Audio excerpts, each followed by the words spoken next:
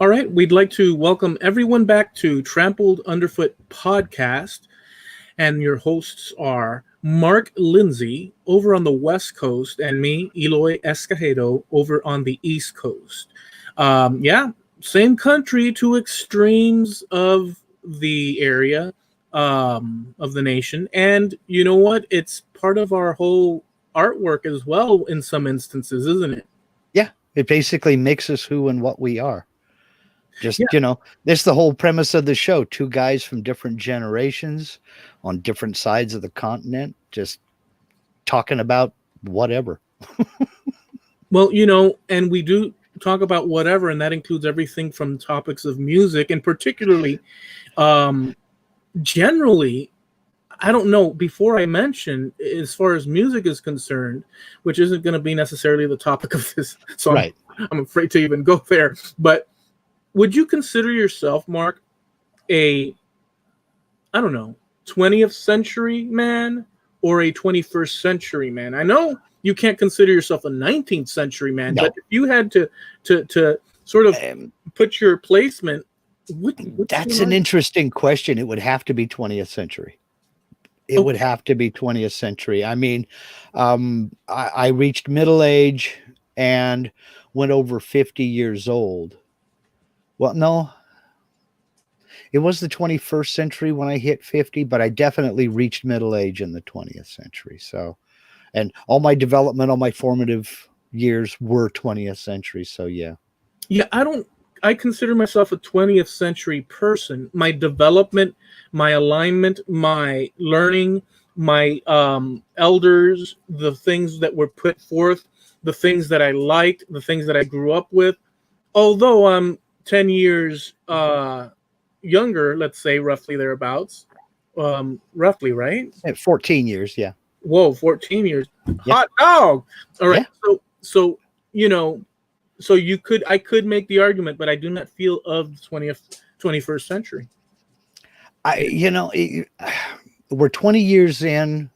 Some would argue 19 years in because there was no year zero. Let's fight that another day. But, we're still fairly early in the 21st century. So I don't know, does the 20th century have a feel to it yet?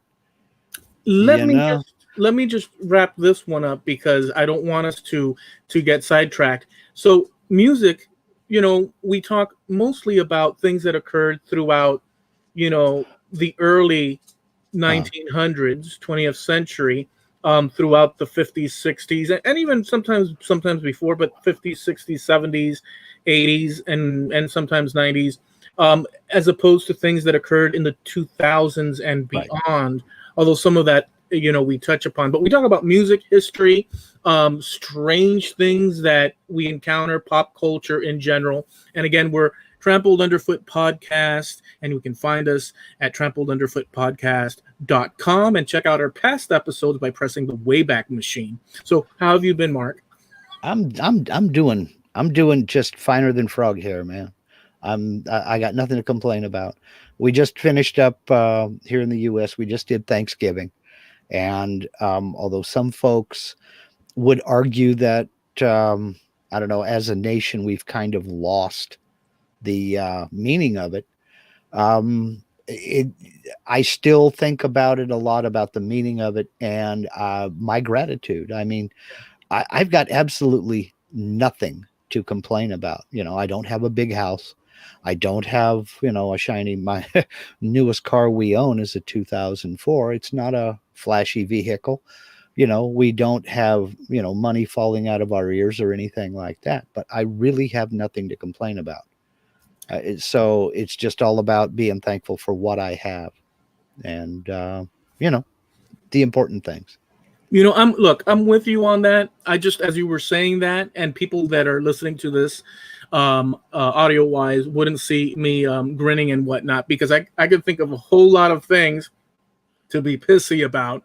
But here's the thing. I agree with you because my more, I guess, what would you call it? Not irony. There's a word for it. Somewhere around irony in my mind, I would calculate out a whole slew of things that I would prefer to be different. But sure. I agree with you because the idea of being thankful, we're alive, we're on the voyage of this experience. It's a gift. Um, or at least it's perceived by me, probably both of us and many of us out there, as a gift. It's a rare thing, and so I'm very thankful as well. So I agree with you. Although my mind can go into, yeah, but how about this and how about that, and I can easily switch between hemispheres. Well, yeah. I mean, that doesn't mean that I don't have aspirations. I mean, there are certain things that I would like to accomplish. There are things that I think we do need, but there are a lot of things that we have, and I'm talking about the big things. I've got a wife that loves me, and I love her to death.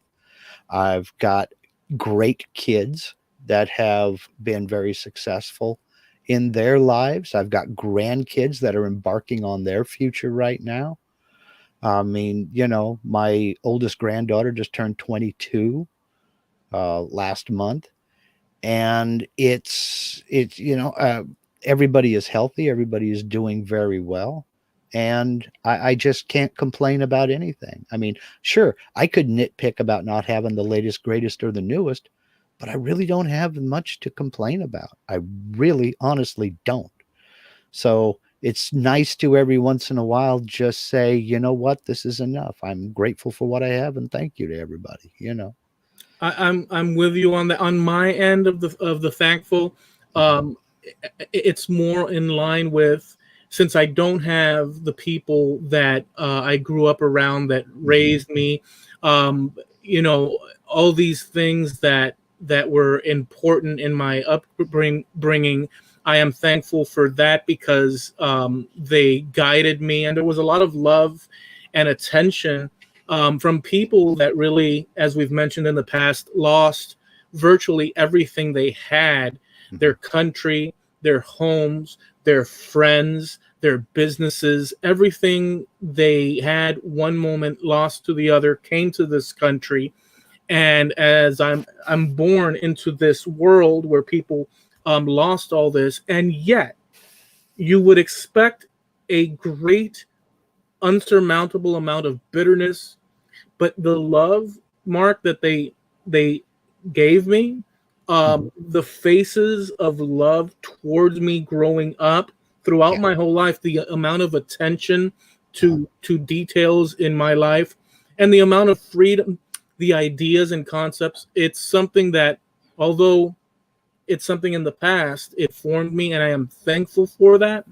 And I'm thankful that this is the experience, I mean, that we're living. So I'm thankful for today as much as the past. The past is where I point to compare to what you just mentioned. Sure. And a lot of it's the same with me. I mean, I'm the old man of the family now. My parents are gone. My grandparents are gone. I'm it. I'm the old man.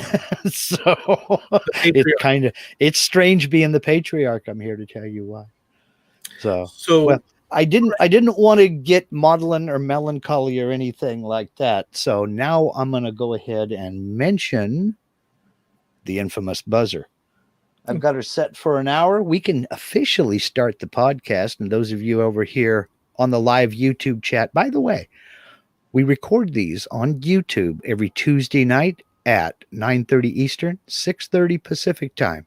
If you're bored wandering around the interwebs looking for something to do, head over to YouTube, look for Trampled Underfoot Podcast. That's us. We do these live. We have a lively chat going out here, but I'm going to set the timer now for an hour and then interact with the folks in the chat. So, who wants to start? Do you want to start? You want me to start? You know what? Let's toss a coin. Here we go. Okay. Well, I don't have a coin. People still use coins. It's a penny. It's a penny. Okay. I think that counts. Heads or tails? Heads. And I can't see. Is that head? That is tails. All right. So I'll take the back seat and go for it. Okay. Mine's is okay. So, here's here's the bit. I have a really cool thing for a gift, a really cool thing for all of you guys out there, that you may not have heard of before, or you might have, but I doubt, because I ran across this, and it seems improbable that a whole bunch of people would have seen. I am going to give you the gift of right now, this moment, resolving once and for all. Once and for all. The mystery of how the pyramids were built. Officially. Okay, now this is a pretty bold statement. You sure you want to make this public? You want to go on the record? Yeah, I'm going on the record. Okay. Although I did that solidly, this is as if you and I were talking in private, and I'm about to. But of course, it's compelling enough. Okay. Now, my I don't want to get into it. Am I 100% sure? I'm pretty jaw dropped about it, but obviously I wasn't there, so I don't know. Here's what happened. I'm going to do it this way. Okay. And I do have the information to back up what I'm saying. Now it's up to everybody to discern and slice and dice it and look at it. Okay. The pyramids were not built by aliens. They were not built by space flying lizard people. They were not magically created by otherworldly beings. They were built by human beings just like us, and they were built not by dragging and cutting out stones and boulders and rocks and granite from far off lands and drugged there on boats, which would otherwise, if you had one of those solid, they would just on a boat, it would just sink to the bottom. They've done all these calculations. No, it wasn't brought from faraway lands, and it wasn't hoisted up block by block. None of that occurred. What in fact occurred was that they built molds, and these molds out of wood were angled by what we would call masons today, the tradition of masons. They were put and measured with the sun, and they leveled the area, and they built molds. And then they took the lime, and they took the different rocks and ingredients throughout the plateau, of which traces can be found of these ingredients, and made their own cement, which would be poured into the molds, block by block, level by level, working their way up.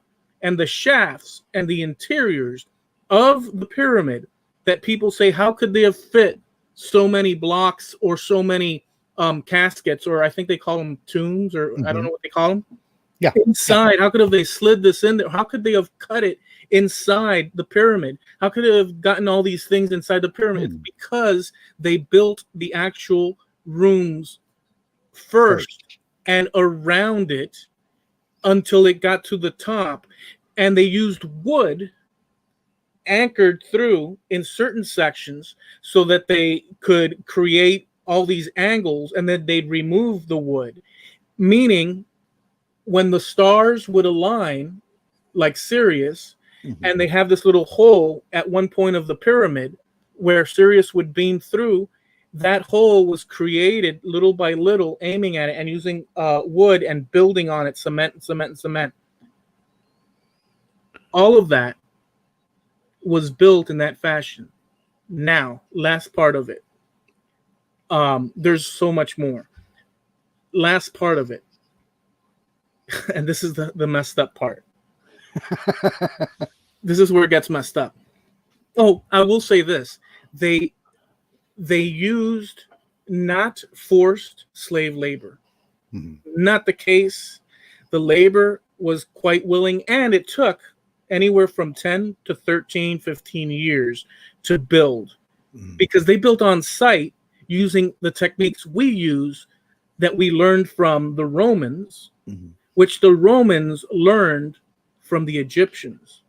Because everything in Europe that's cast, they do have chisel work and this and that, of course, but all these pillars and all these things, the suggestion is that this is cement with various compositions. I've heard that the Romans were credited with inventing concrete.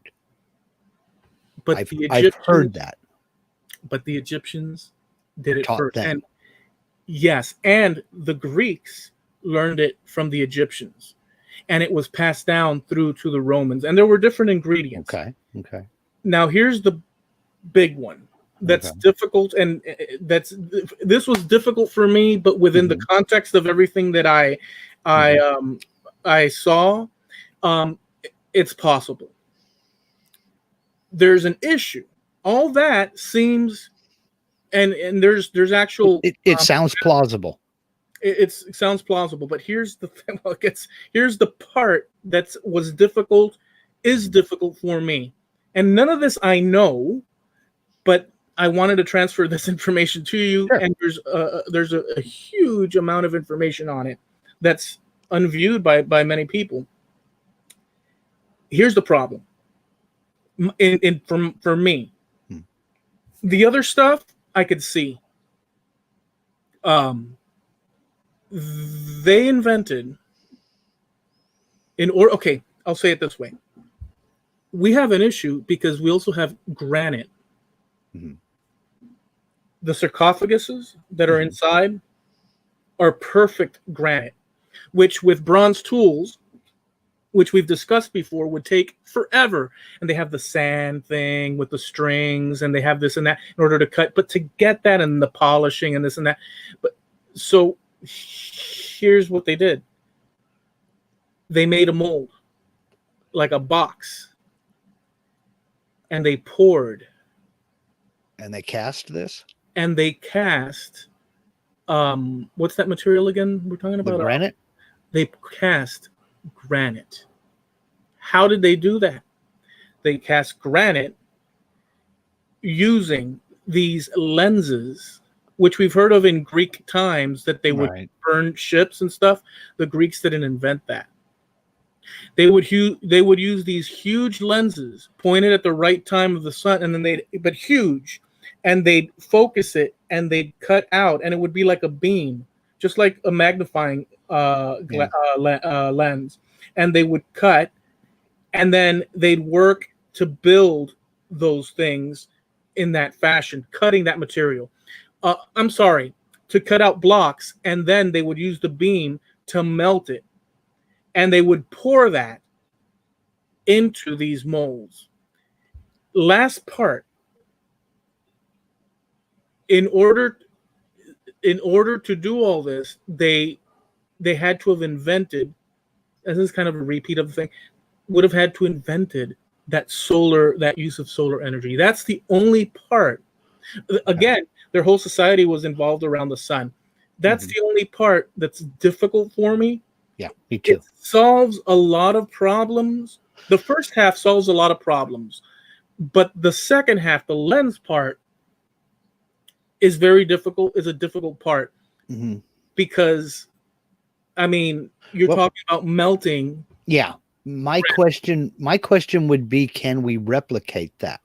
I mean, do we know at what kind of temperatures they would have to achieve to do that? Yeah, over 1,000 degrees. I'm gonna set that part aside. Replicating the casting of the blocks on site would be fairly simple to do. I'm not going to say it's easy because of the size and scale that's involved, but it would be fairly simple to do and pretty straightforward. Do they have evidence to support that theory would be my question. The composition of the blocks of the rock, is it something? Now, we also have to remember the time involved. You know, if this was done 10,000 years ago, that's one thing. The effect of 10,000 years on this cast stone, this engineered stone, if you will. I don't know what it would be. I don't know that anybody knows what it would be. But if they have evidence to back up that position, it sounds completely plausible to me. It really does.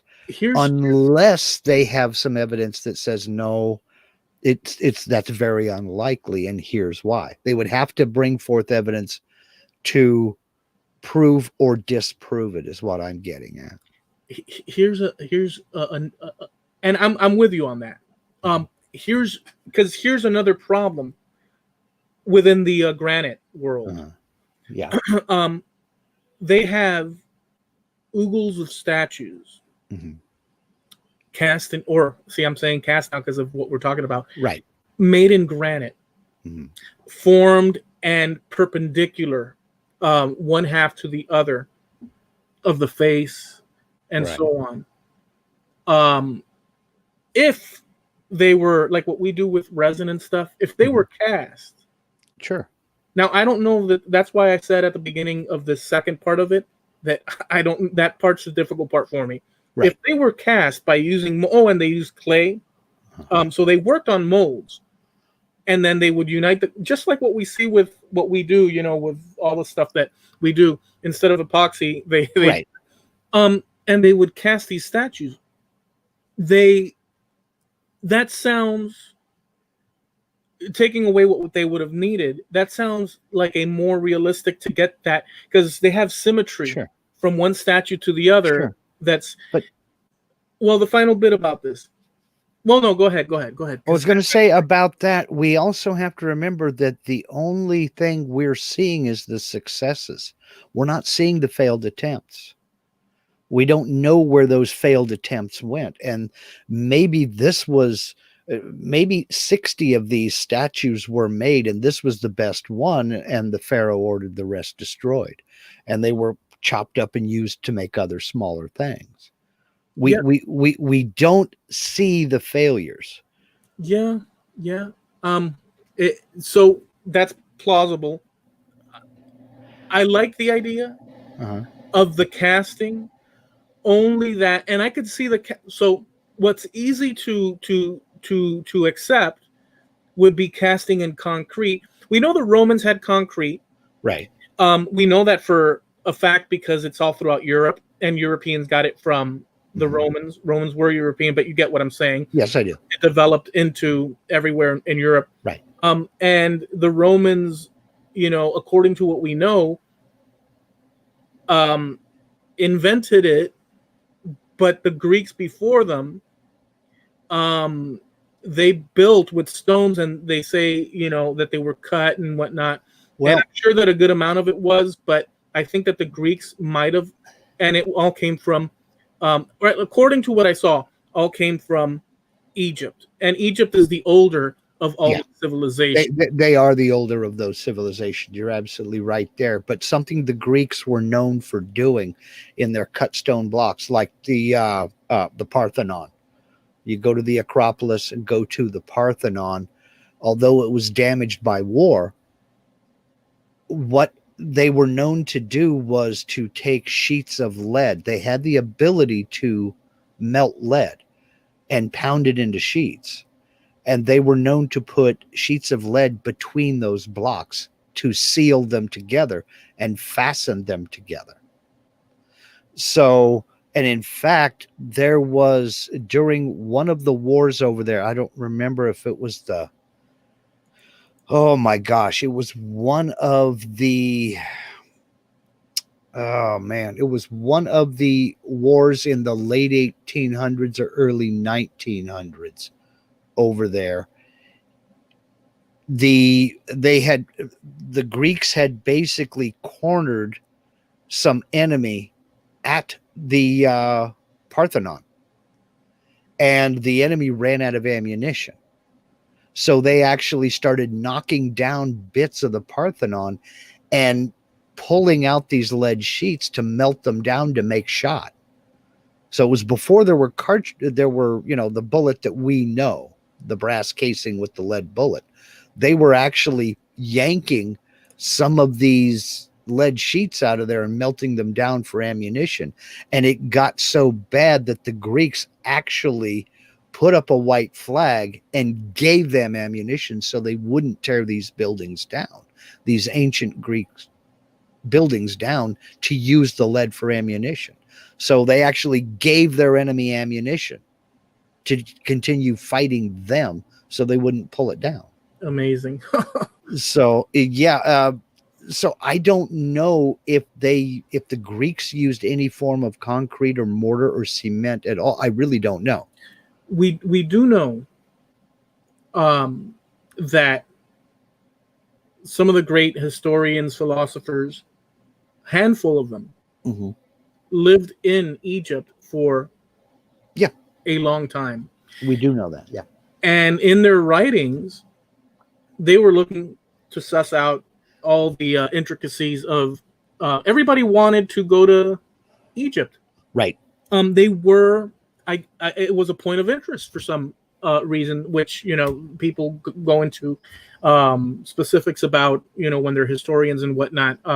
But people, they would go from Europe to Egypt, and these philosophers went there, and there was a curiosity to find out how they built the pyramids. And I know that one philosopher took back with him information, and the information was that when he spoke with the Egyptians, they said, no, we used cranes and we lifted it all up. The argument, from what I recently heard, was that they would cast they kept their secrets like the Masons would keep their secrets today. Exactly.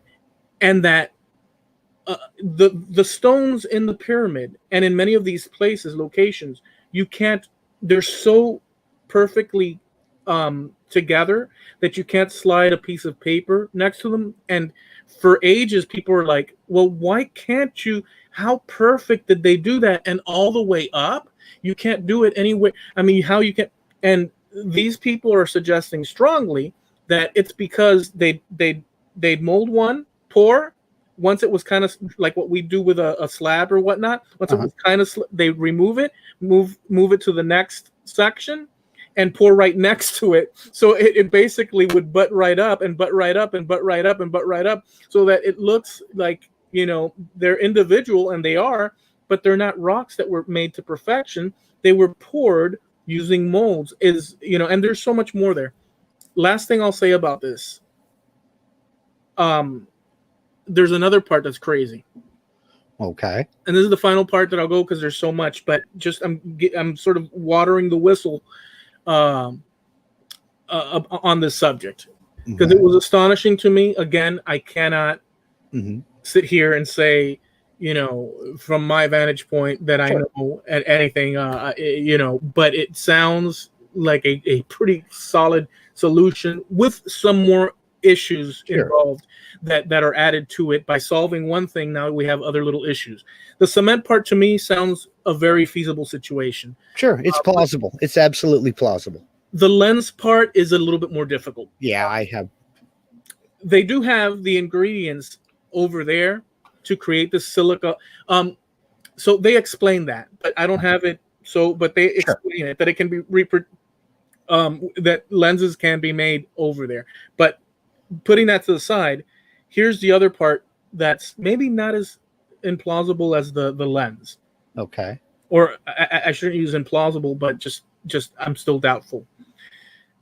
The third part is that the Egyptians, they argue, took a boat, many boats, in that time, BC, going back to Egypt.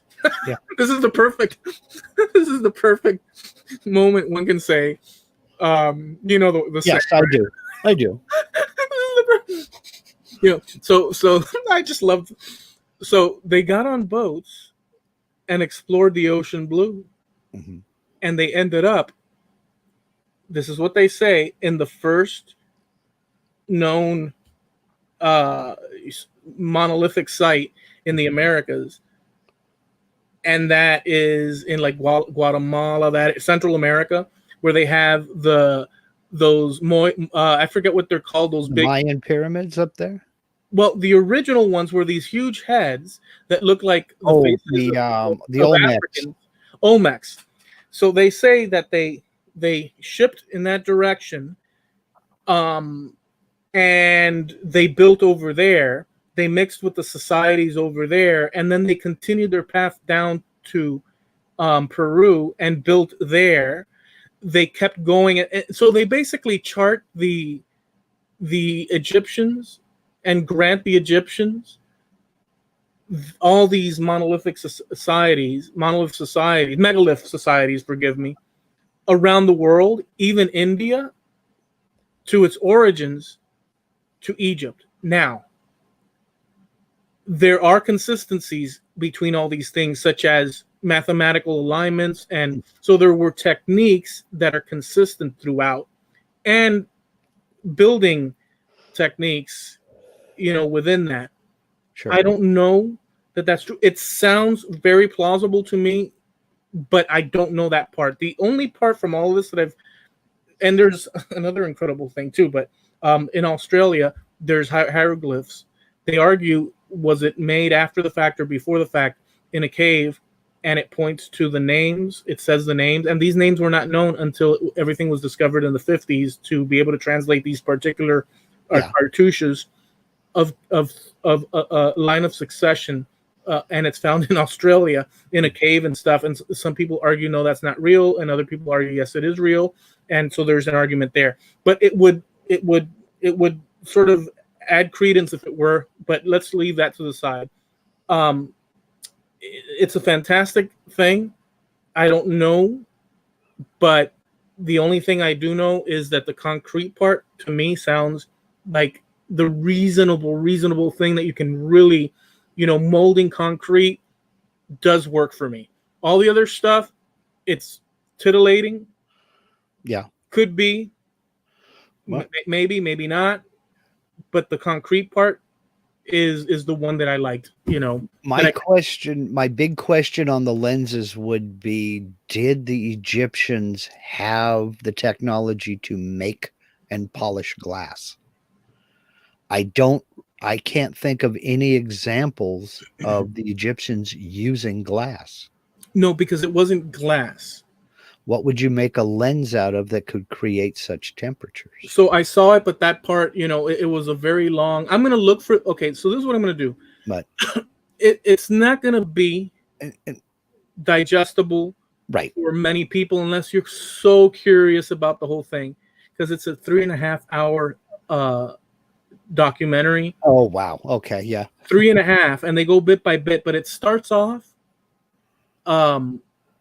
somewhere where you don't expect, and they build up to it, because they're laying out the foundations. You will second guess every other thing as you're going through it, and if you're predisposed to entertain such things, you'll work your way until the big one hits. And they have graphs and math and this and that. One thing is to show they expended all this energy to create. It's by a French guy. It's not in French, it's in English, but it's a French guy that's done the one thing is to see it, and another thing is to know it. And so I'll leave it in our link over at the Trampled Underfoot Podcast on Facebook.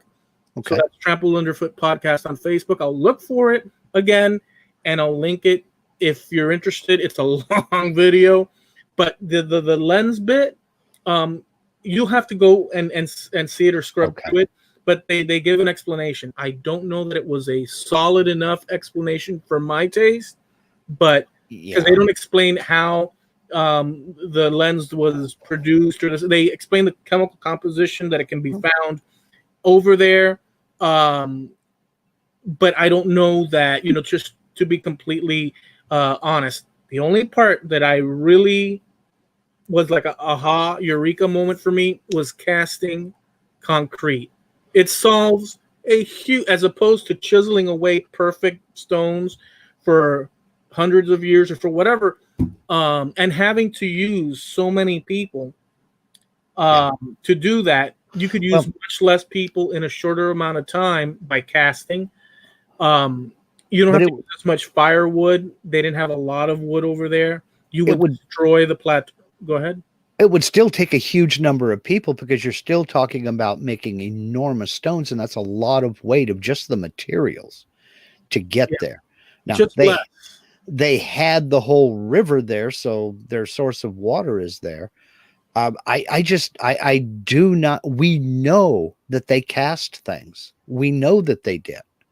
They worked with mud and clay, and they reinforced it with animal hair.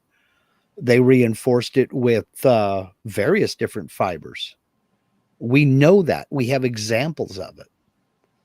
So I just don't see how it's not plausible. I mean, it sounds perfectly plausible to me. The lens part, though, is the part that's a little bit you know, but who's to say it's not a hybrid of the two? Because we also know that the pyramids at Giza had limestone, like a limestone veneer over them, so that they shone bright white.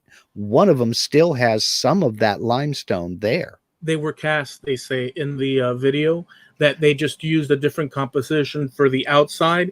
So they would take, so you had the different materials on that plateau, and they would use the pretty stuff for the outside, right, and the ugly stuff for the inside, right. And they actually go inside and they show you marks of, so you know when you cast concrete, and let's say you have your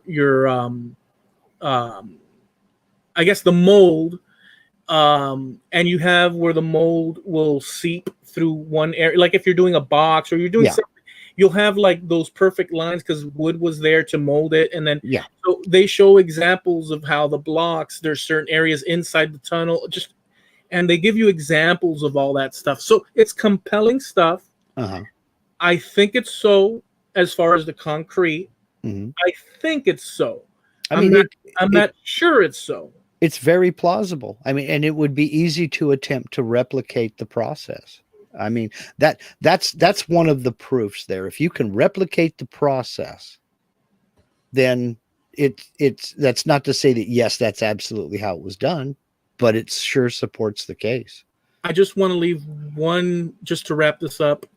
Snow Crusher says that granite melts at anywhere from 2,219 to 2,300 Fahrenheit. So just let's leave that point there. Yeah. It's pretty high temperature. It's a huge undertaking. And I was thinking when I was watching it, when you melt, let's say you melt that and you pour it, let's say you melt that, has granite ever been melted? I don't know. Sure. It would have to have been melted for them to know the melting point. No, I'm saying modern. Yeah, I'm saying modern wise. Okay, so but or melted and cast. Has there been a process modern wise of I don't know melting? So that's something that would be something to look into. Is there a modern example of people melting granite using a mold and forming, let's say, a statue? Is there a modern example of that? And my other thing would be to see, were those sarcophaguses, whichever, were they solid granite? Because if they were solid granite, that would kind of tend to throw out any chance of them being cast. No, because when you cast, well, I don't know. I'm just suggesting that. See, that's the thing. If you melt it and you re-pour it into a mold and it cools, well, does it change any? I'm not a scientist. Well, see, that's what I'm getting at. You wouldn't have to melt it. You would just have to crush it into fine enough particles to use as the aggregate and use a lime binder. That's what they said in the video, that they would crush it's not like they had a block and just melted the block, that they would break it up and that they would melt, is what they said. Now that so that's in there as well. But again, a lot of information in it, and it challenges a lot of things. I'm not an expert on the subject, but I found it so jaw-dropping I wanted to share it with you. And the molding aspect of concrete, I can totally, with my limited knowledge, say, well, yeah, we do it all the time in smaller scale on a personal level, and construction, uses it all the time. So I could totally accept that within reason. I don't know if that's but I can accept that, as opposed to chiseling with copper tool. It solves the copper tool issue. To a great degree. It solves the copper tool issue so that you no longer have to overcome a bunch of people going clink, clink, clink in such a perfect, and then stone polishing and this and that. Although I'm sure there was some of that, but whatever. I wanted to share that with you. I don't know on the scale of this and that. Is it something? It'd be worthy of further investigation for sure. Okay. It is interesting. I'm not going to sit here and poo-poo it because it's perfectly plausible. It really is. I mean, if they've got compelling evidence to support their side, or someone comes up with compelling evidence that negates their theory. I mean, and that's all science is. I mean, you put forth a hypothesis, observe a phenomenon, come up with a hypothesis that explains that phenomenon, then you start testing. And you test hoping to disprove that hypothesis. And along the way, you find the evidence that proves the hypothesis. So, I mean, it sounds plausible to me. So. Snow Crusher asked last thing, so we can move on to the next bit. But Snow Crusher asked, what did they use for a crucible? Good point. I don't know, but I would imagine, in my machinations, I would say with any lack of actual knowledge about the subject, I would say that the most reasonable thing, because you need a material that's not going to buckle and evaporate underneath the burning. So I would say that the rock or crushed, let's say, material, granite or whatever, would be melted in a huge ditch, which would have the ability to, with silica sand or something. or in order to open up like a trench. I don't know how that would work, and then poured into something to that effect. But that's just me thinking, how do you solve that problem? Yeah, because this was Bronze Age, and that's how they made bronze. They mixed tin with copper using granite crucibles because the granite would survive the heat needed. So, yeah. Okay. Hey. So that's what my offering. I don't know that I did it justice, but that's cool. Okay, cool. And you're going to post that a link to that video over on the Trampled Underfoot Facebook page. Yes, and in it, they're discarding the whole notion of space aliens. Which, boy, how many people are happy about that? How many people are sad about that? But how many people are happy about that part? Well, so no Arcturian mega donkeys were harmed in the making of the pyramids. I found it quite easy to dispel the aliens coming down, the Anunnaki, the aliens from Septuri, Neptuni, the Nine, and all that. And you have a different set. Now, it's still fantastical. Oh, yeah. Certain elements of it for sure are. All right. Okay, for sure. Well, on a semi-related note, since we're talking about ancient Egypt and everything, there have been statues found, death masks and mummies, lots of images, both carved in hieroglyphics, etc., etc. We have them, and we have found these things. They're on display in museums and what have you. I suggested on one of my many ventures down the YouTube rabbit hole, a artist. Her name is Becca Saladin, and she started this quest with Anne Boleyn. Anne Boleyn was one of her favorite subjects to research, and this project then went on to Henry VIII's other wives, and then Henry VIII himself.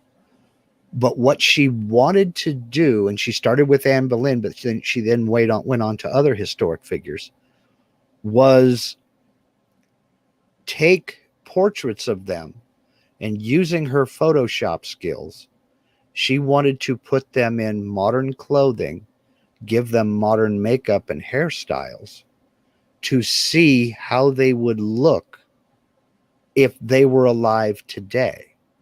So she didn't take their facial structures, make any changes to that, other than maybe like she took Anne Boleyn and she gave her a little bit of rouge, some mascara, some eyeliner, put a modern haircut on her and modern clothes. But you can look at the pictures side by side, the original portrait, then her photoshopped portrait. And you can see it is that person, but it's a completely different look. And like I said, she started with Anne Boleyn because that's the person she had the most interest in. But then it carried on from there. She does have a YouTube channel that's called Becca Saladin. And again, I'll put links to all of this over on our Facebook page, the Trampled Underfoot Podcast Facebook page. But she is most active on Instagram. And her Instagram account is called Royalty Now. She started with Henry VIII and Anne Boleyn, but then she went further back, and then she came further forward. She has photos of Queen Nefertiti. She has Cleopatra. She has Tutankhamun.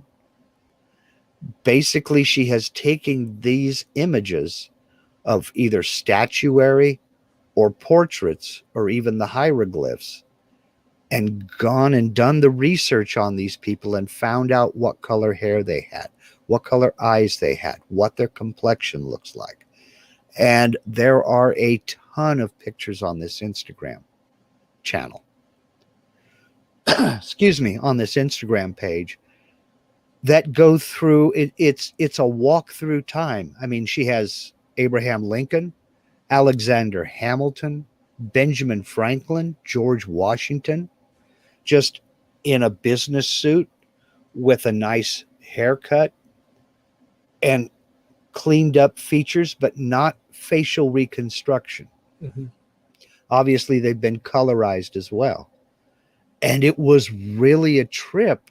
I saw this in a YouTube video, which I'll also link over on the Trampled Underfoot Podcast Facebook page. The channel is called Mystery Scoop, and the video is called How Historic Figures Would Look If They Were Alive Today.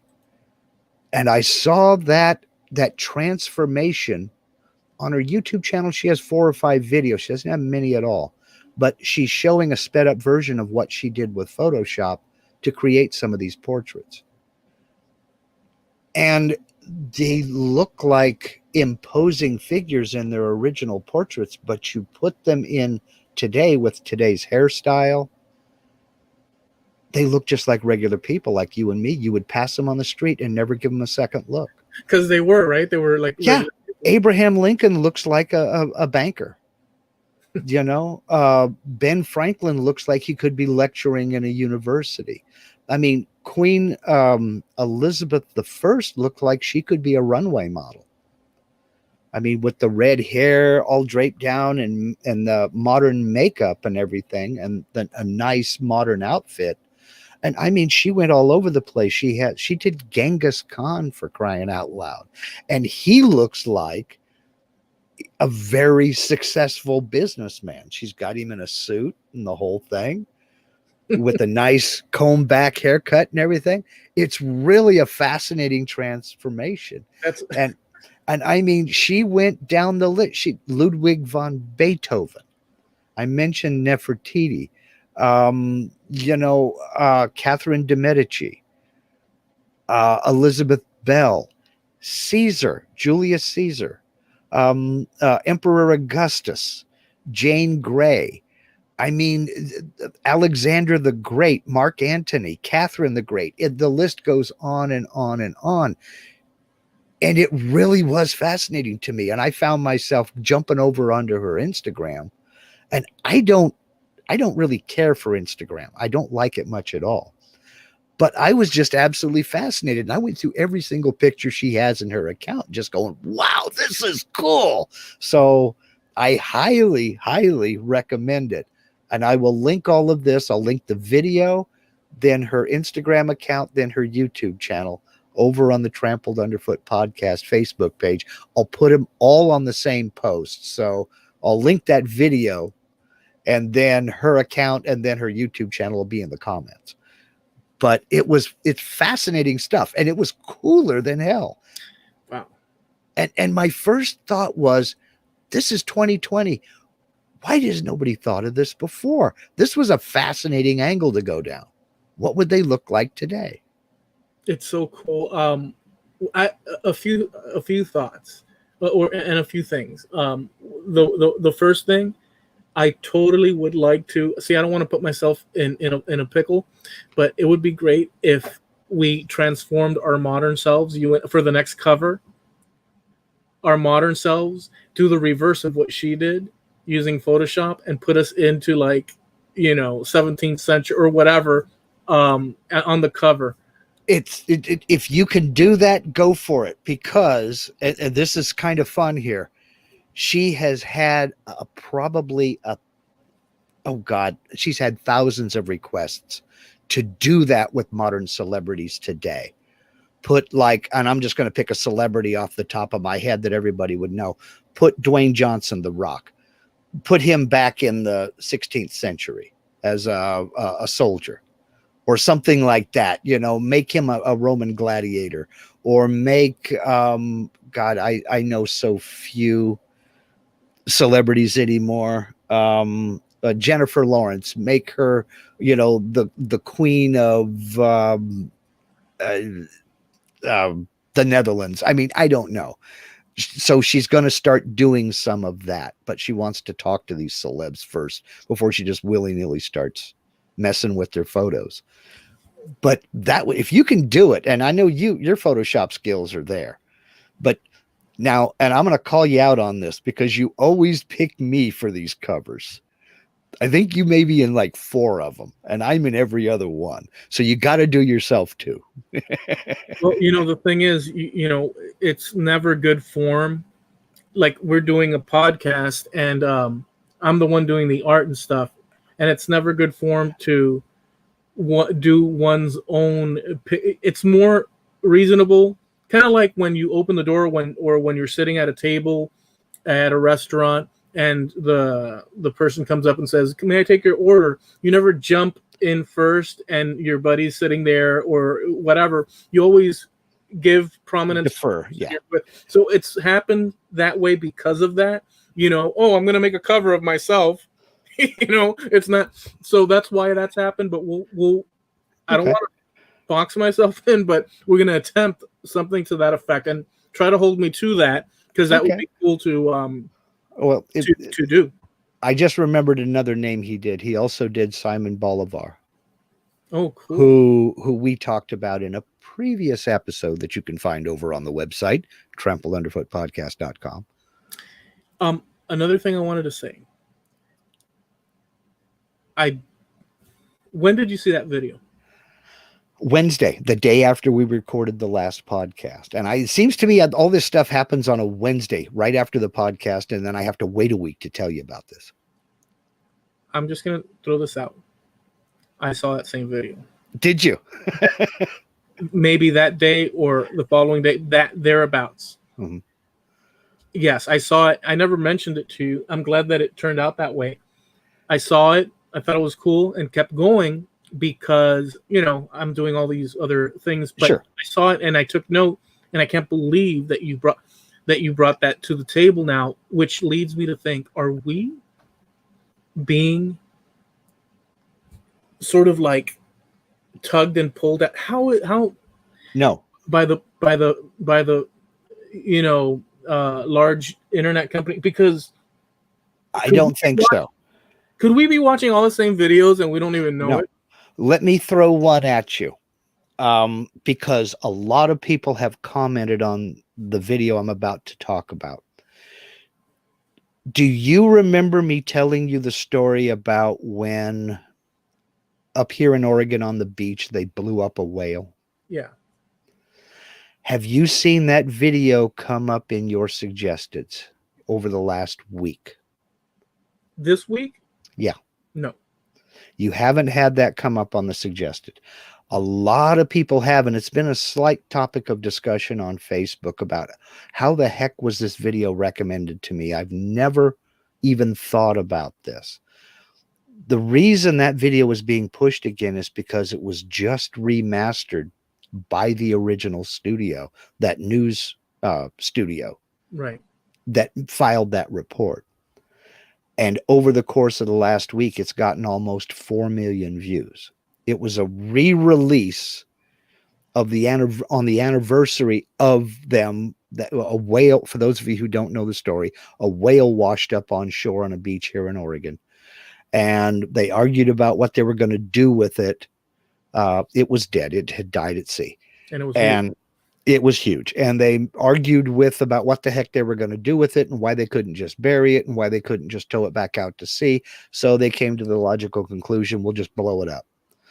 And they packed it full of explosives and they blew it up, which sent chunks of rotting whale flesh raining down on spectators that had gathered to watch. And in the end, they ended up burying it anyway, because it only blew a chunk out of it. You know, it didn't blow the whole thing up.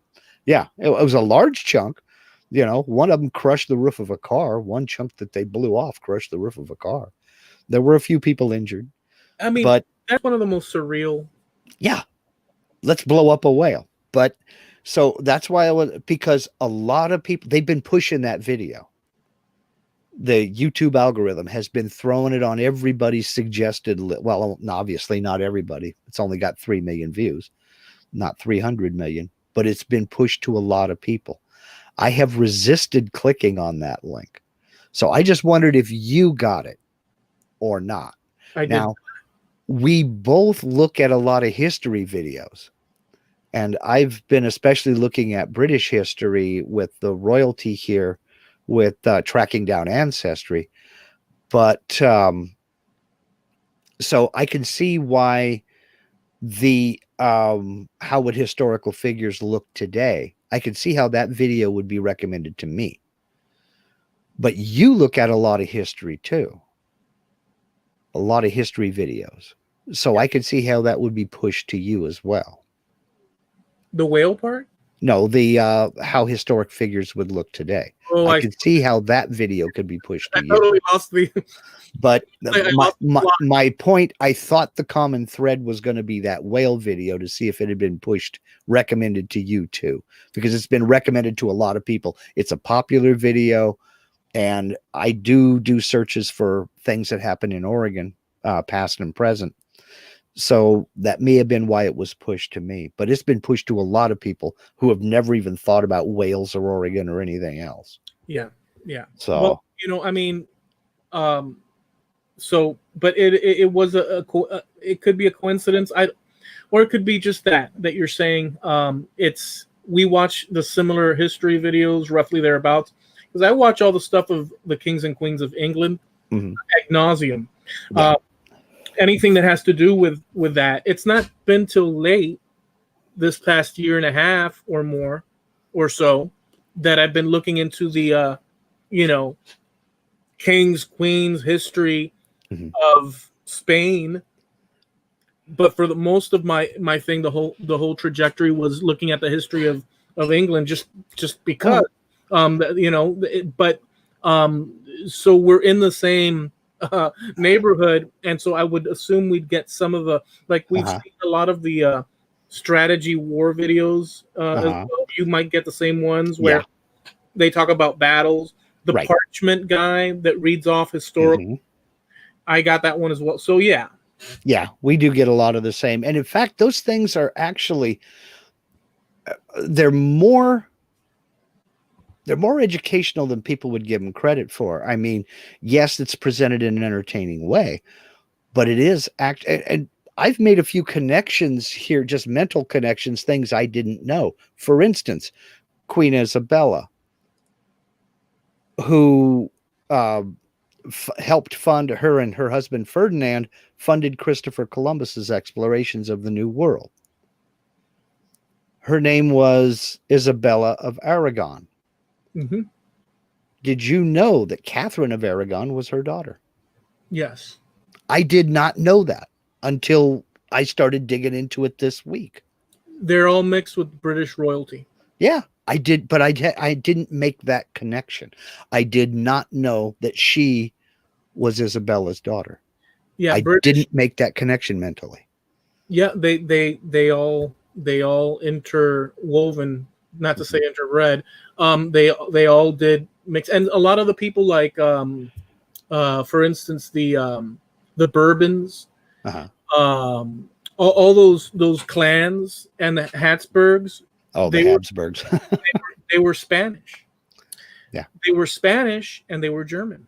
Yep. There was a Spanish branch, and there was a German, and it was the Spanish branch that fought against the Bourbons, and so it's all. But they were all intermarried anyhow. So it's all a big, It was a political marriage. It was all political posturing to get an in with this king so that this king will, become my ally against that king over there. Oh, well, I can't because my daughter's married to Prince what's his name over there. I mean, and the Habsburgs married into so many royal families, they started marrying each other, and you know how that turned out. That happened with the last Habsburg to rule in Spain. I forget his name, but his jaw was so disformed. Like, they have reports that snot and drool would come out, and he was impotent. They write this thing, and people in disgust would write. And so he couldn't find an heir because he couldn't have one. His wife, the queen, was like complete. And so it was so much interbreeding, and their trees just zigzag amongst each other that problems arose. And that's what I mean. We all know how that turned out. Yeah. not good. Someone in the royal family knew someone in the royal family way too well. I mean, it's a lot. There's a lot of that. Let me throw this at you, because I don't know. Maybe you did see this as well. Mm-hmm. Just to make this one a spectacular fireworks of a show. Okay. So, have you ever seen? How common is it for you to see people around your neck of the woods dressed out of place? Meaning, today in the year 2020, someone dressed in 1980s attire, but you can identify as, wow, that's 1980s retro. You see it occasionally around here. Well, it depends. I wouldn't say I could identify anybody dressing 80s retro, but you see a lot of 60s stuff around here. I've said it many times before. Oregon is where old hippies go to die, and they bring their clothes with them. You see a lot of bandanas and headbands and, attempts at bell bottoms and tie-dye and stuff. Yeah. Okay, so you see a lot of that. So let's take it one step further. 60s. How many of those people, when you go to their homes, is completely made up as 60s decor? The last place I was in like that was my grandparents' home. But as a real estate agent, I have to say, I did show a house that was a time capsule from the 1980s. Popcorn ceiling, green shag carpet, one blue bathroom, one coral bathroom. The entire kitchen was General Electric, avocado, matching appliances. They had a CRT TV set on a rolling chrome stand with a VCR on the top of it. They even had those in one room where they had a pool table. They even had those 1 foot square, 3/4 inch thick cork. They were real dark stained cork panels glued up on the wall. I mean, this place was, you remember the red velvet swag lamps that hung, red velvet cylinders with the gold chain on them that hung off of 2 different hooks? It was a time capsule of the 1980s. You expected to see the Brady Bunch lined up on the staircase. All right. And that was about 2-3 years, well, about 4 years ago that I showed that house. So that's a really good example. Now, did you meet the people that owned the house? I did. No, I did not. They had both passed away, and it was their kids that were selling the estate. Okay, so how about 1970s dressing? Or I'm sorry, we were in the 60s. You mentioned in 80s. How about a house that you walk into that's 1950s or 40s or 30s? No, not the whole thing. No, I mean, I've been in some old houses, but they, generally speaking, try to update and have modern stuff. Having said that, my grandparents built their house, and they got their certificate of occupancy in 1957. When she passed away 2 years ago, she still had all of their original appliances. Stove, oven, fridge, everything in that kitchen was as built in 1957. Okay, so the reason that I inquired about this is because in the past, one time in one of our episodes, I forget which one, we talked about people that dress up as cats. They're like if you remember, we've dabbled in that and the whole society of people that live their lives as felines, and they walk around, they walk on all fours, they drink milk out of a bowl. This is how now I don't know how much of that they do just for the camera for the moment. I don't know what the story, but there you have it. There's people that you can find that on YouTube and throughout. But the other day I came across a lady. No, I'm sorry. The first one, I came across the guy. See, now I just opened up I saw a guy from England that dresses up in 1800s. Victorian garb, and he walks around town, and that's all he wears. And I was watching that, and the top hat with the high brim, and he walks around with a little cane and stuff. And that's how he lives his life. He's also not textile. What do you call it? He makes clothes. He's a designer. A tailor. Okay. Tailor. And he does that. But then I saw there were other videos on the side panel, and there was a slew of them. And I went through a couple of them. There's a bunch of families in the United States that live their lives from the clothing to the hairstyle, clothing, their house, their automobiles, their electrical appliances, and not just one. Within the 1950s, the lady has this red hair with a little little thing on the, beauty mark. And the guy, he's got the mustache, and they do the whole gig. They walked into the house. Everything is 1950s. And they go out on the town. Just incredible.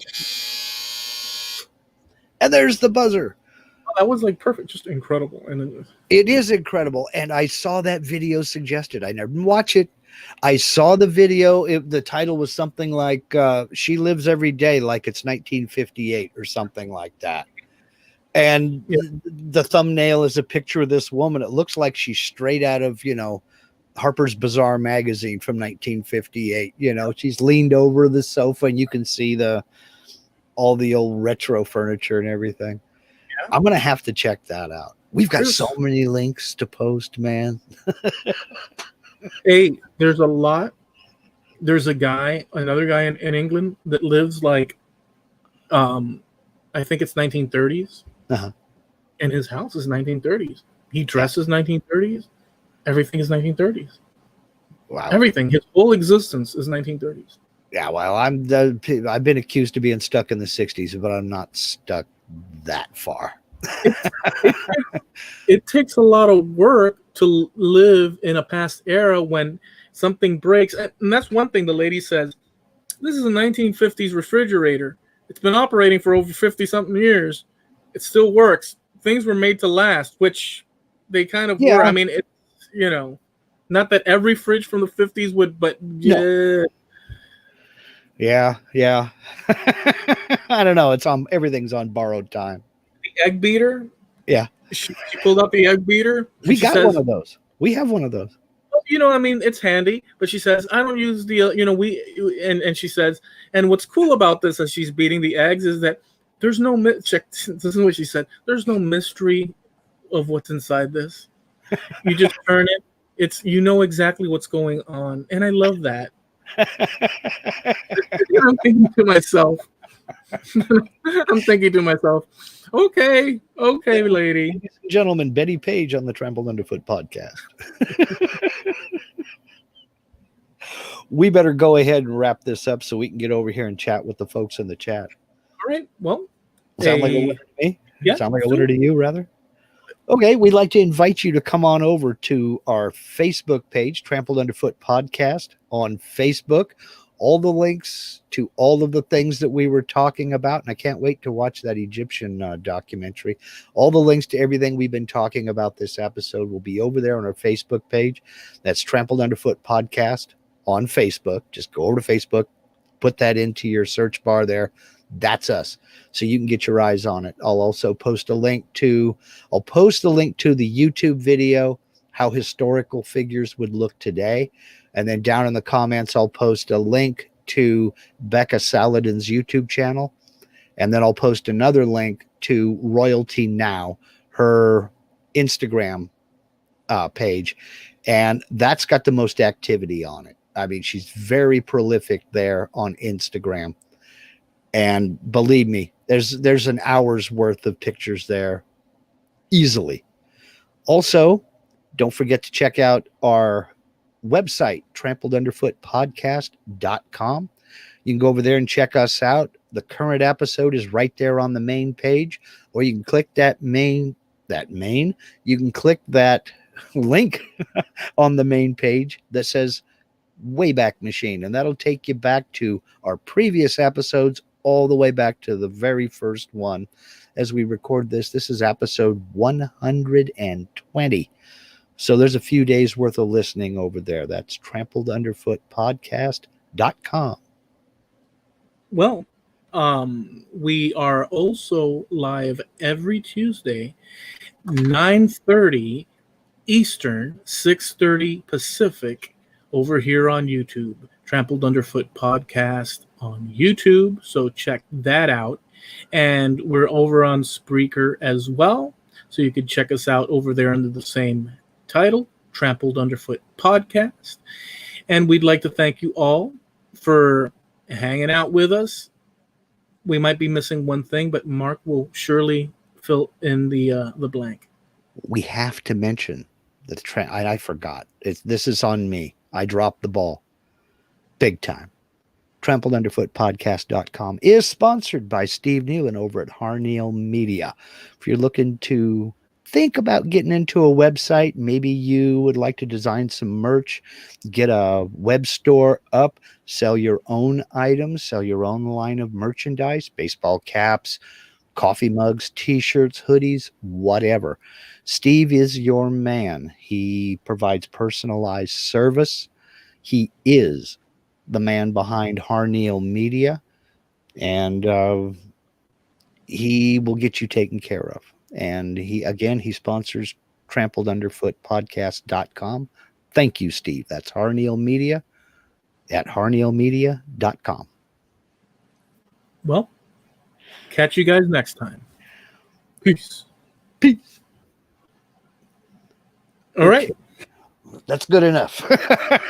So now we can get over here and get going on here. I want to come down here and say, when we were talking about the pyramids, Jim Dockrell, he likes to post some stuff over here.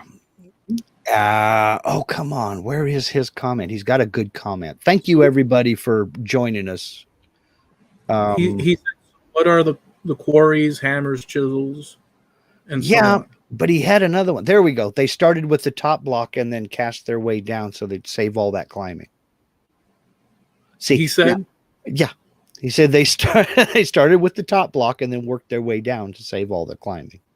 yeah, and it was held up by the spaceship from Uranus. Yeah. on ropes. No, listen. The whole video that I saw, understand. I'm not one to, so I'm not one to listen to authority and agree because it's authority. I don't, I don't. You could dress up a monkey as a sailor or a businessman, and it's still going to be a monkey, within. So I'm not.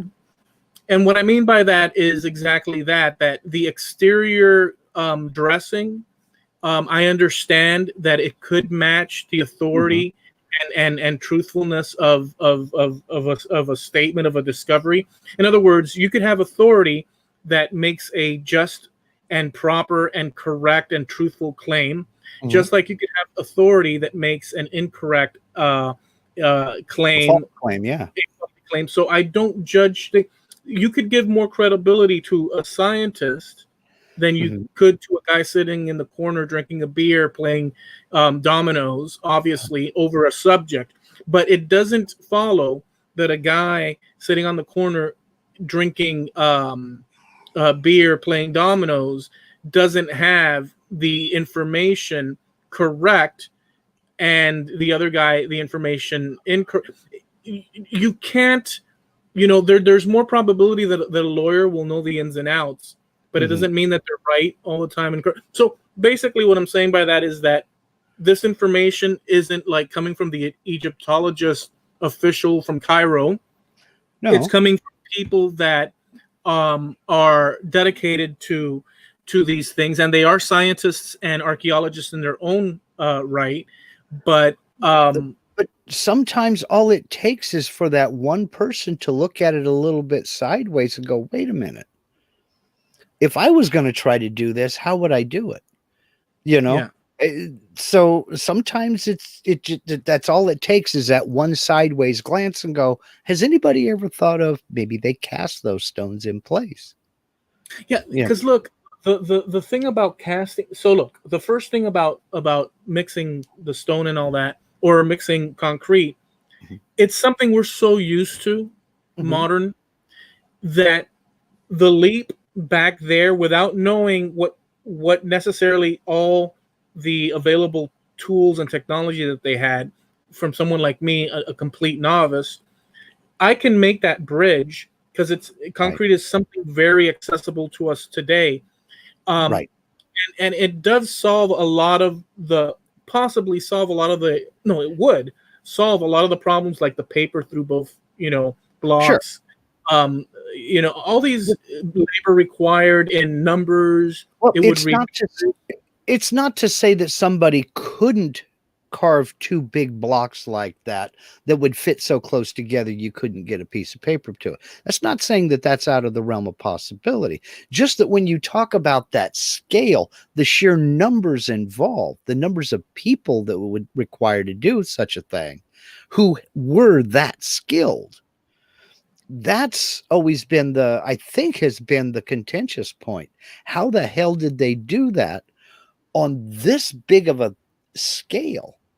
Yeah, it's not impossible to put two together that well.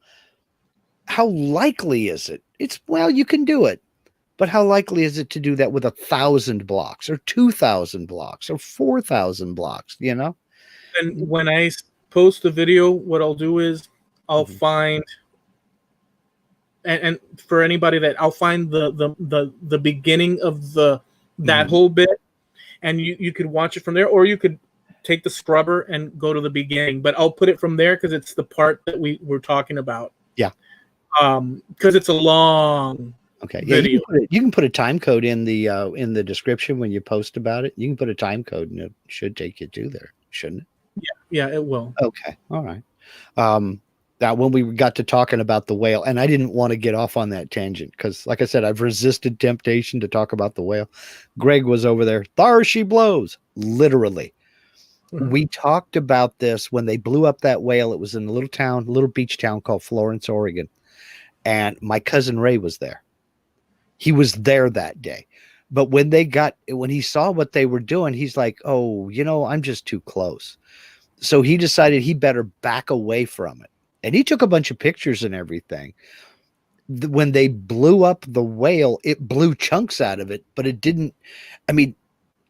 Watch the video. You'll see what they did. Basically, what they did was they scared the birds away and sent people running in a panic because there were suddenly chunks of rotting whale flesh raining down on them. So it's actually very funny. That report is very funny.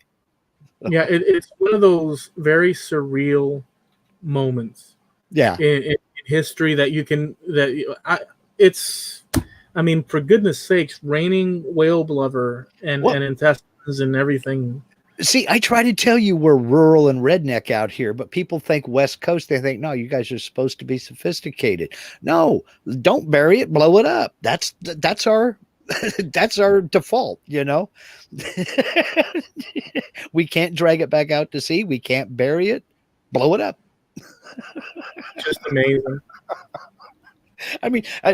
I still want. I would have loved to have been the fly on the wall during that meeting where they made that decision. Wow, it's got to be explosives then. What? Yeah, Frank, I've got plenty of dynamite. How do you convince a city to do that? Well, they were thinking it would become like smaller. Yeah, they were thinking basically it would vaporize it, and they packed it full. They put a bunch of explosives in this sucker. What would have been good? It's a tough one because it's dynamite. But if they would have encased it somehow, you know what I'm saying? If they would have encased it, it could have.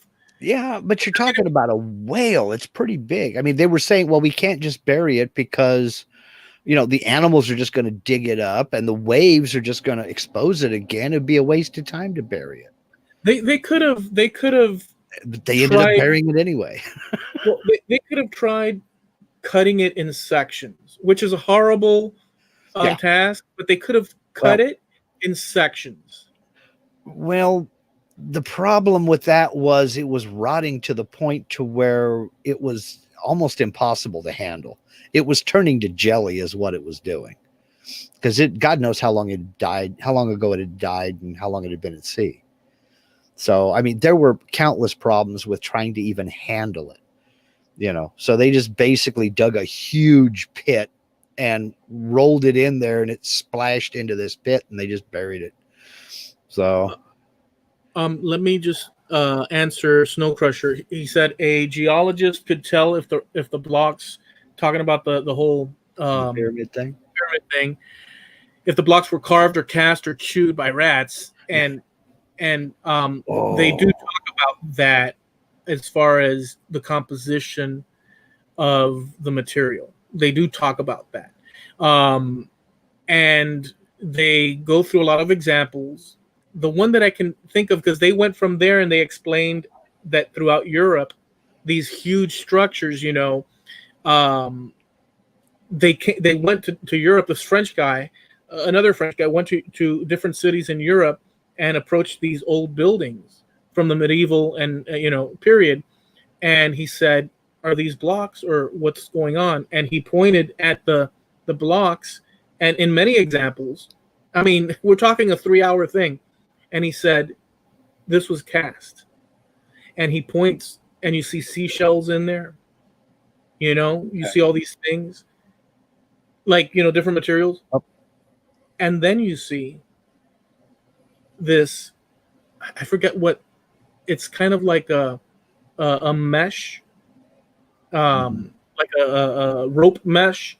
And they explain that it's imprinted into these carved boulders, but this mesh, what it was that they'd use it when they do the cement so that they could like a remove the release agent. Yeah. yeah, and you could see the imprint on Yeah. floors everywhere throughout Europe, where you see that mesh pattern engraved into this supposedly carved rock, unless somebody came and did the mesh design afterwards. So there's evidence there, and then they do the explanation with the composition. So there's something there. Well, Is it not currently? Just because of the video, it makes more sense to cast all this crap as opposed to thousands and thousands of workers building everything throughout Europe. So they use all these examples. So there are some areas of this valley that's real heavy in sandstone, and it is not uncommon to find stuff like seashells and other types of rocks embedded in sandstone. I can tell you that from personal experience. We years ago, and I mean I was a little kid, years ago, they were running sewage lines over through a pasture across the street from my grandparents' house here on the east side of Medford, and they hit bedrock, which was sandstone, and they literally had to blast to get through it all so that they could bury these sewer lines and connect up all these houses across the street from their house. And one particular rock went a little astray. Somebody put the wrong charge in or something happened, but a rock went flying. And I'm talking about, it's probably 200 feet away from the road, back way deep in this pasture. One rock blew across the road and went through my grandmother's front window. It was a piece of sandstone. And on one side of it, there was a seashell embedded in that sandstone. Well, we see that. We see that. Yeah, you do see that. So I'm just putting it out there. Now, I don't know what kind of stone, if the pyramids are made out of sandstone or what they're made out of. I don't know. They talk about the video has, look, if anybody's is inclined to, I'll post the video. Okay. There's a lot there. Yeah. And it's all this stuff, they address so much. So, I don't know. I don't know, but I again, molding or casting, seems it's reasonable. It's plausible. And to me, it solves, and the idea of it solves, because the amount of people you would need would need to be fed. Yeah. Well, I'm with you on all that, but I mean, there is evidence they had slaves. So let's see. Jim is up here saying up here when they blast, they use blasting mats to contain the shrapnel. They did too. But you also got to remember, I was about 5 years old. So we're looking at 1966 when this was. So 65, 66, I was 4 or 5 years old. That was real little. But my grandmother had that piece of sandstone up on the mantle until they moved out of that house, so, and Greg is over there talking about the whale, saying he would have burned it only because you don't live there. Do you know how long it would take for that sucker to render down, and the stench of burning whale, how long that would have hung around? Oh, no, thank you. We're missing an opportunity here. What's that? Just hear me out. Entertain my solution to the whale. It could have brought in one of the lenses from Egypt, put two Egyptians, focused the lens, lasered that thing down to nothing. And we would have solved the issue. That may have been what killed the whale in the first place. The tools Jim had earlier mentioned about the tools in Egypt. Well, what about all those tools? So they were living in the Bronze Age, and so on and so forth. And so they had the tools of the time, and they were tools that were used. But they do it, and they show it in the video. The thing. You could work at it, and just keep going and going and going and going and going. But if your material is softer than the amount of precision with the lower strength, hardness of the material that you're using to cut the other material, creates a situation where time needs to expand in order to acquire it. That's why there's always been the argument. Yeah. All I'm saying is, not that I'm saying for sure, but I'm saying is that, boy, that would solve a huge headache. Never mind the granite side. This is okay. This is kind of an aside here. This is why people have asked us in the past why we don't address what folks are saying in the chat for the regular podcast. This is an example of why. We've got 3 different conversations going on right now, and we're interacting with the chat. We're still talking about pyramids, and we're talking about whales too. And now we're talking about the explosion because I brought up my grandparents' front yard. But yeah, so that's why we don't really address the chat while we're recording the audio portion of the podcast, and why we decided to do it this way. So Jim says they've been mining in these parts since the 1600s, so they have experience in blowing rocks up. And we haven't. There's not a whole heck of a lot of mining that goes around here. But as I said, we're a redneck state. The default is blow it up. Can't dig it up, blow it up. Yeah. I mean, it's a big deal. So I'll give you an example of a much smaller problem, but I don't even want to say within the neighborhood, but we had this huge, I used to work at a Gator Park here in the Everglades. And so it was a park with gators in it, and we'd do airboat tours and this and that.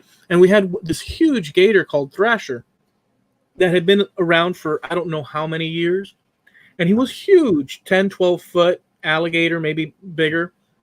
And we're not talking just long, but girthy. I mean, you could lay, I wouldn't suggest, but you could lay next to him and you could probably fit a few human beings inside its. So it was huge. And, he was in his pen. He had 2 females to accompany him. So he had, a great old time, and he'd be fed. You'd open up and we'd all take turns feeding him throughout the weeks, depending on the schedule. One day he woke up dead, and so what ends up happening is, I always like that saying, wake up dead, because it's such a contradiction, creatively using it. And so, he wakes up dead, and everybody's gathered around. The boss is there. I'm there, morning coffee. You got this dead gator sitting in the pool, and the pool has a ramp down, and then it gets into the deep, and he's just sitting with his head on the up ramp of it and the rest of the body in the water. And so there's a bunch of guys there, and they're like, no, I'm not going in. Everybody, all these tough guys, no, I'm not going. And there was this hook. One guy grabbed the hook and I said, I'll do it. And my boss looked at me and he says, you sure? I said, sure. Yeah, I'll do it. And I was like, Mr. Macho Man, I said, I'm gonna do this. We needed to pull him out because we had to bury him. And what we're going to do is we're going to bury him somewhere in the back, dig a huge, huge hole, dump him in there, and bury him. Poor Thrasher. He lived, a long life, and then he passed away, poor guy. So that was the idea. Dig a hole in the back and haul his ass over there, dump him, cover him up. So I got into the frickin' pond thing and pool, and grabbed one of the legs, and there was the hook on the other, and the idea was to hoist his butt up and get him on the flat, up on the bank, so that we can then easily drag his butt out. And so we did. I started pulling and pulling and pulling. We lifted, and we're lifting him. I'm the closest one there. I'm in the cage while the other guy is just using a hook with a lasso on it. And we're pulling. And once we get to the top, he's like half on the top and half tail end, hind legs on the incline. Either I or both of us at the same time, or the other guy laxed a little bit, and he plopped down on that edge. And I'm standing right on by his face, and all the gases squished from inside his belly outward and into my face. There was no wetness, but just the air particles and gases entered me, and I had the taste of death, gator death, in my mouth, nostrils. I turned away, walked away, and I felt like puking for I don't know how. It was the most horrific smell you could ever imagine. Yep. I mean, I was with that the whole afternoon. That's how bad it was. I had a similar experience with a dog years ago. Not in a pit or anything like that, but the release of gas and that smell, it doesn't leave. No. It doesn't leave. It doesn't go away. I know exactly what you're talking about. Oh, man. Well, that was a happy thought. I'm just saying that on a smaller scale, that was problematic. And that's just a bunch of guys can take care of this, except that everybody, grossed out, weenied out on you. Weenied out. Let's say weenied out. And I got no thanks from them. But it was horrible. But in comparison to the whale, on such a huge scale, boy, what a mess. What a mess. Exactly. I mean, you're a bigger man than I, because I'd have demanded more money for that. I was like, look, well, if this ain't in my job description, it's going to cost you a little more an hour here. No. In my mind, I wasn't thinking of the gases inside the stomach. In my mind, I was thinking, I was just thinking, let's pull him out, and I'm going to do that. Let's go ahead and pull him out. And that's all I was thinking of saying, let's do this and get the job done. Get it out of here. Yeah. I would have known. You're going to have to go run a forklift, boss. I'm done. The good old days. Oh, yeah. Yeah. Some of them just aren't worth. Well, it's not that they're not worth remembering. It's just that they're not very enjoyable. I like what you call its little saying in the song. The good old days weren't always Billy Joel. Yeah. The good old days weren't always good, and tomorrow ain't as good as it seems. I kind of like that. Yeah. Oh, yuck. All right. Well, we better go ahead and get off of here. I'm going to head over to post all this stuff up on Facebook and get that done, and then we can go from there. All right. Thank you, everybody, for hanging out with us in the chat. Good grief. If you like this kind of format using the buzzer, I should get an oven timer, or something nicer. I have my cell phone. I guess I could set an alarm on my cell phone and it'll be a bell or something like that. I'm getting used to it. You like the buzzer? Yeah, why? Because it sort of like sets the limit and stuff. Yeah. Okay. All right. We can do that. All right. So listen, guys, we'll catch you next time. Thanks for hanging out with us. Yep. A lot of stuff. Take care.